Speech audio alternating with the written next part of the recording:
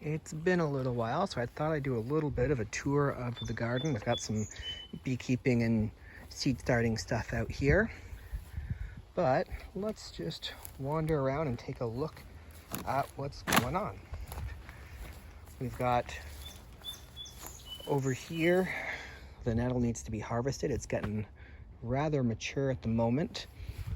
And then down here we've got this is kind of two swales, so all the soil from here was dug out and put up there, all the soil from there was dug out and put here.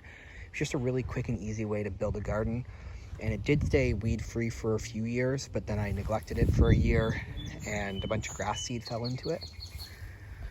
But here we've got gooseberry that's just starting to put on some fruit there, and I've got a strawberry ground cover in here. This is a wild strawberry, so they produce really small but really flavorful strawberries. I've just been encouraging them to spread. They've been doing a really good job. I've got more gooseberries. This one's a nice pink variety, and you can see some of the fruits already starting to form well. It's so early that these types of fruit come. It's great. I've got my kiwi vines here, so I have a female on this side of the arbor and a male on the other side. This one in the middle is just about ready to start being propagated from and probably removed, but we'll have to decide on that later. I've got thornless black raspberries here. Oh, something planted a walnut in here, I think. Yep, that's walnut. And then I need to dig this out. I've got josta berries and a couple other things growing in here that I need to free from that weed pressure. And let's start heading into the main garden section. This is the kiwi archway, and I'm just starting to train the vines out further that way, but this is the first year that I'm getting blossoms. So this is on a female plant, and then the male plant over here also has blossoms. There's a bunch up there. I haven't looked down here to see what's around here, but this area is pretty shaded. So I'm just training that along. I've drained the pond so I can empty out and clear it and fix the waterfall. And empty beehives and equipment are getting sorted right now. But this is the main garden area.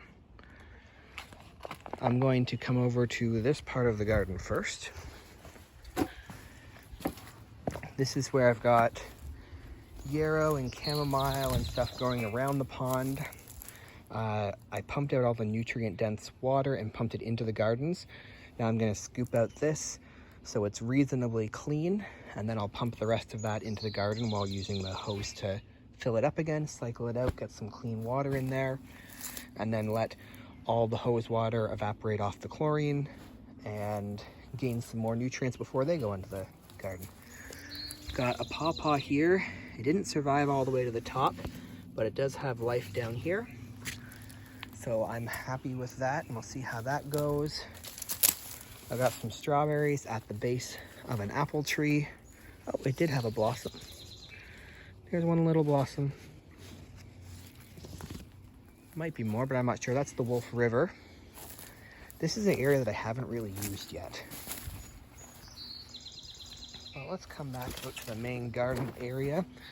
I'll do this side first. This is the quick side. This is where I usually grow, peas and greens up the trellis.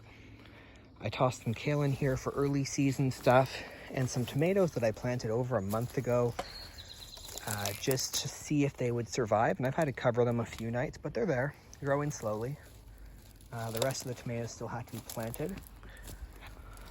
All of my asparagus is ferned out, and it's just getting ready to try and make its own seeds so it can keep on spreading. I've got strawberries in here. This is a third type of strawberry. So I had the wild native strawberries over there. These are alpine strawberries. They're a little bit bigger. They're about this big, but they're pretty narrow, and they're packed with flavor. And then over there, I had, by that apple tree, I had some, I can't remember which variety, but they're more than what you would get at a store. And they're delicious, but not as delicious. So we got black raspberries all up through here, and it's covered in blossoms that are just about to open. So that is great. Here I'm laying down some mulch for the walkway. I'm going to be having surgery in about a month, so I'm just trying to make everything work for now, and so that I don't have work later. So again, lots of blossoms all over this. That's going to be a lot of food. I've got some weeding to do in here, but that's all right. This is where I kept a lot of my trees through the winter. They're in these pots that are just tipped over so they don't fill up with moisture. But I've got apple and pear and a couple dozen grapevines in here that all need to get planted out. Here are some more apple grafts that I did recently that need to get planted out. I also have to remove all the buds off of the bottom here so that it puts its energy into the top piece. So this top piece decides what type of wood it is, and then the bottom decides how big the tree is and some of its disease resistance and stuff like that. So let's keep going. This bed I will plant out to tomatoes and squash and stuff.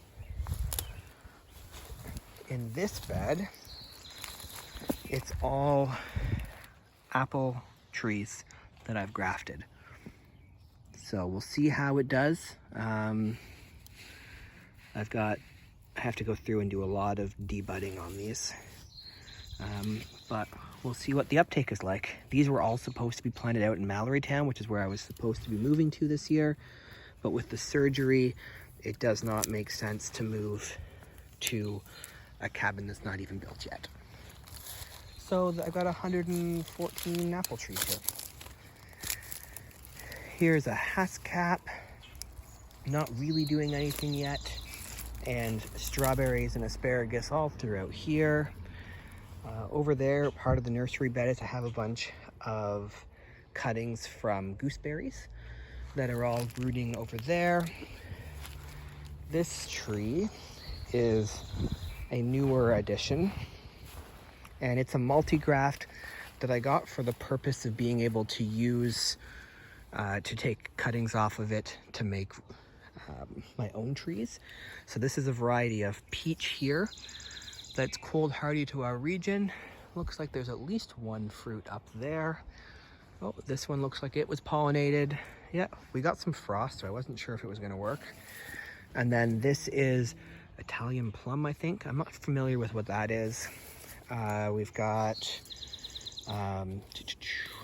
there's apricots that are already, or apricots, depending on where you live, that are already forming here. They blossom really early, so it's really easy to lose your crop. So I'm gonna grow them anyways, but we'll see how it goes. And then I believe this one is nectarines. Yes. So these are some nectarines that are forming on this branch. And this is nectarines up here as well. A bunch of them all over this branch. And then, oh, we got a friend hard at work. And then some cherries.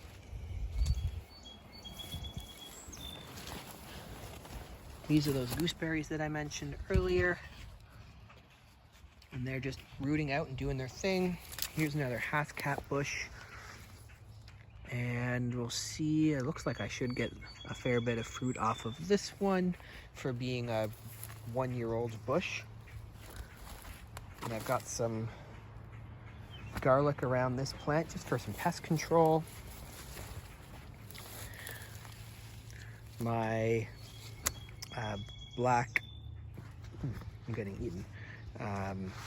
Black elderberries got eaten basically to the ground, but they've both come up and are doing pretty well. Some of my rhubarb I've let go to flower, but not all of it. You can see bits of it throughout. I'm gonna let some of it go to seed each year fairly early on, just to enjoy the flowers early. It adds a bit of height. All throughout here we've got Egyptian onion, walking onions, rhubarb, there's raspberries, there's all sorts of things through here, but this is mostly a weed barrier is what my rhubarb serves as. Back there's a red currant, I believe. And this grapevine I want to replace. It's just a wild grapevine that doesn't really produce any fruit. It's not really worth having around for me. There's more of the Egyptian onion and thornless black raspberries, Egyptian onion, garlic that I missed last year, garlic that I started indoors because I've missed planting it last year again. So lots going on in here. I also have a lot of trees that are elsewhere on the property getting started to be sold next year. There's another apple tree behind here, which as soon as this one is done flowering, I'm going to cut it back and release the rest of that light for this apple tree. But for now, I just want to draw pollinators in and support them, let them enjoy it. Plus, I really enjoy the beauty of these flowers. Here's another hascap bush with some asparagus growing up through it, and there are a bunch of hascaps forming in there. Again, this was planted last year. Perennial, various herbs, and oh, is that another walnut? They got busy planting walnuts. So I'm gonna have to go through and check for those, but I've got various types of chives and sage and a sorrel. I think I've got like hyssop and lavender and yarrow, bunch of stuff. This is just filled with medicine, essentially. Medicine and tea. And I do need to remove some of this to release the light for the rest. Another hascap bush here. Again, with some little hascaps on them. There's one right there. And they're basically like a long blueberry that tastes like a cross between a blueberry and a raspberry. There's a pear tree here. It didn't do anything last year, but it's putting out some growth this year. So I'm hoping that it was just focusing on its roots last year. And there's, again, asparagus all throughout here, just coming up everywhere. And there's strawberries down there that are gonna need some more light. So I'm gonna have to clear out some of this other stuff and just chop and drop it. And it can drop right into the garden and break down and become part of it. Again, there's some strawberry blossoms. I don't remember what this one is.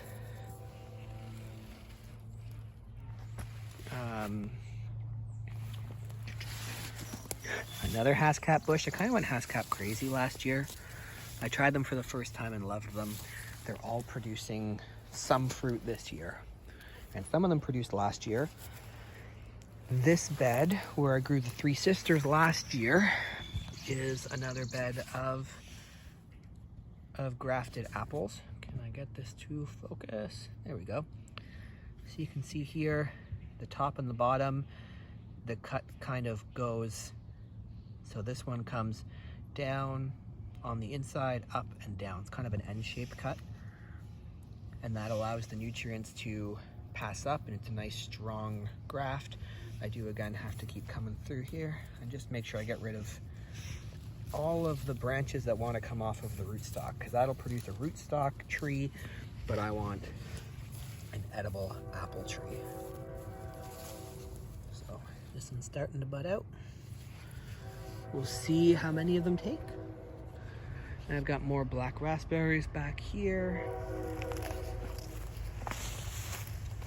Some pear rootstocks that are need to get moved, and a bunch of other stuff going on. This one is the sour cherry, and it put on a couple blossoms that got hit by the frost, but it was only planted last year, so I'm not really expecting any fruit this year.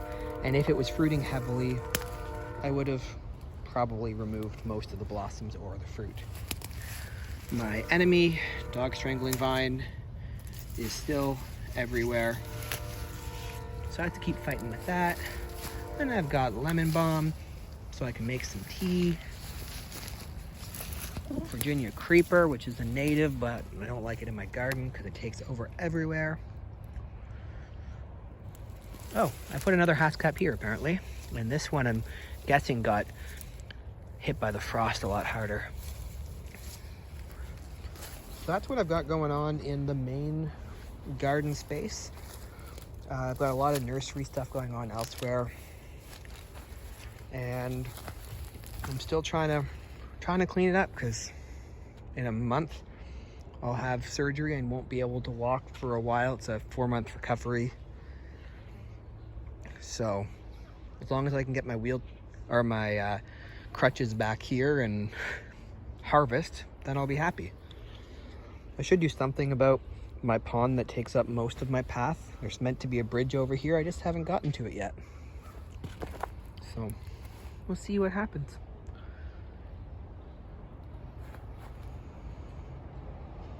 I still look forward to the day when he gets that tree removed, because it shades my whole garden.